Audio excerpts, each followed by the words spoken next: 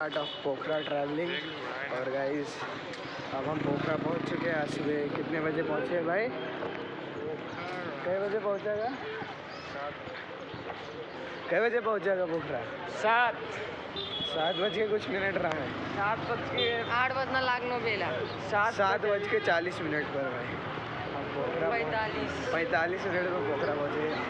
7:45 में पोखरा। और अभी हम जा रहे हैं फ्रेश होने होटल में। तो पूरा लश्कर, पीछे हमारे प्रिंसिपल सर जी हैं और वो पूरे स्टूडेंट्स हैं। और कुछ शायद भाई लोग आगे चल रहे हैं। दोस्त मेरा इधर है और 2 दोस्त उधर, एक पीछे वीडियो बना रहा है, एक ये रहा भाई लोग। टाइम हो गया अब। सो गाइस अब हामी होटलमा आइसकेको छौँ। अब होटलमा गइरहेको छौँ।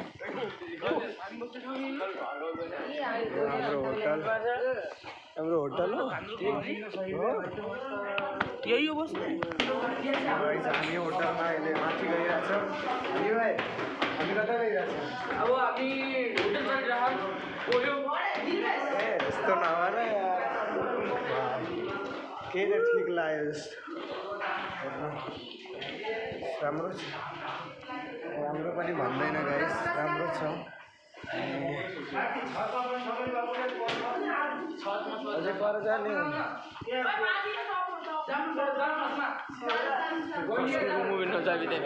ल केटीहरूको अलग रहेछ, केटाहरूको अलग। अनि हामी अब माथि गइरहेको छौँ। हाम्रो दाइ चाहिँ अब आजको सोनम जोशी नेपालदेखि त्योभन्दा पनि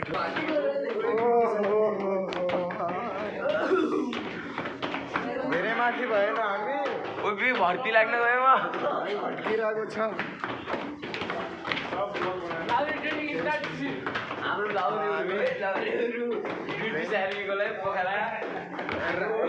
रातभरि भोमिट गर्ने यार। हामी यहाँ छतमाथि टप फ्लोरमा, एकदम टप फ्लोरमा हामी पुगेको छौँ। यो मेरो यो पोखरा हो भाइ, ये पोखरा है। वाह क्या मस्त व्यू है ना, नाइस व्यू भाई। आप लोग देखो यार,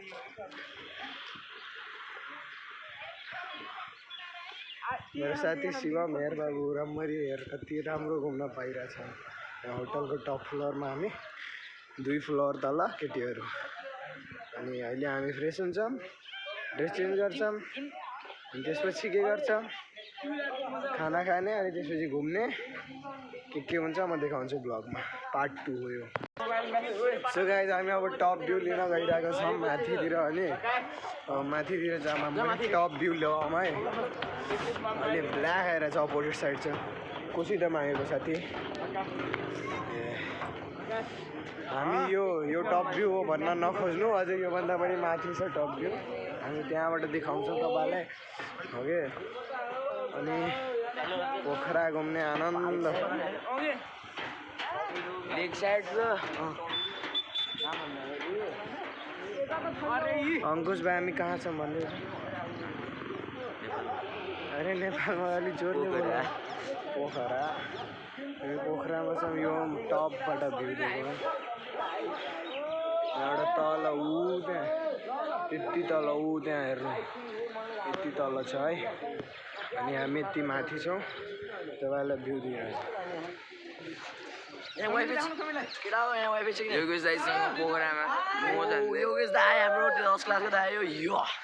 हिरो हो कि धुवा यहाँ है। ल आज चाहिँ हामी यहाँ के अरे कुन ठाउँ पोखराको छोरी पटान हो कि कुन ठाउँ होटलमा पनि यही नजिकै छ। हामी भर्खर त्यहाँ पौडी खेलेर आएको है।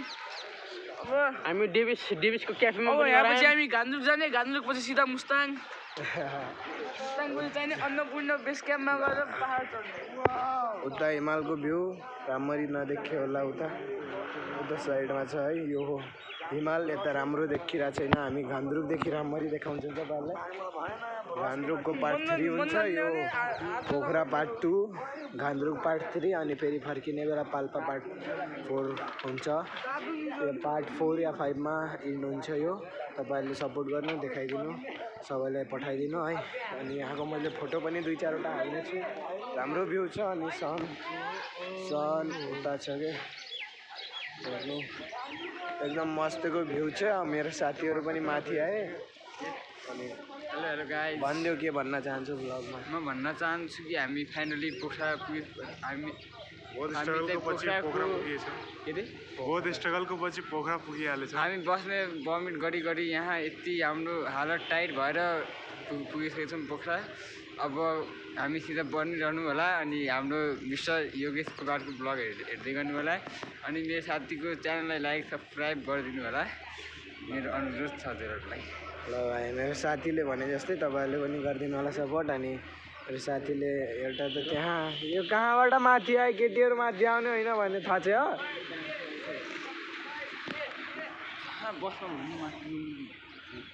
क्या मस्तको भ्यू छ भाइ म त यहाँबाट जानै चाहन्न के नेपाल बादल देख्छ त हो बादल बादल होइन बादल सम्झिँदै कस्तो बादलैले मलाई सबै देखिरहेको छ पहाड होइन जान्छु पहाड होइन त्यो हिमाल हो दाइ चल पे यार भूख लाग्यो सो गाइज ब्लग धेरै लामो नगरौँ हामी सर्ट पनि बनाउँछौँ तपाईँहरूलाई देख्न अलि छेउ पनि नलागोस् है अनि अब हामी एकछिन फोटो सोटो हाल्छौँ त्यो पनि भ्यू गर्नु राम्रो छ भने लाइक गरिदिनु यार